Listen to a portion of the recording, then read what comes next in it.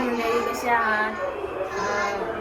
ओम नमः शिवाय. आज मी एक खूप छान रेसिपी दाखवणार आहे, गावाकडची. म्हणजे आपण एक न्याहारीला वगैरे खाऊ शकतो तशी, वेगळं असं काहीतरी आहे. सुका जवळा, त्याला मी गरम मस्तपैकी भाजून घेतलेला आहे.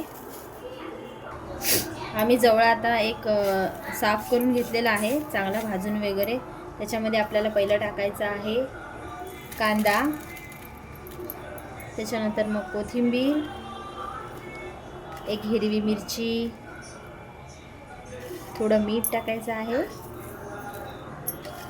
लाल तिखट टाकायचं आहे आणि लिंबू किंवा कोकम किंवा कैरी काही टाकलं तरी चालेल. माझ्याकडे लिंबू आणि कैरी नाही, त्यामुळे मी कोकमच टाकते. आणि थोडं तेल टाकायचं आहे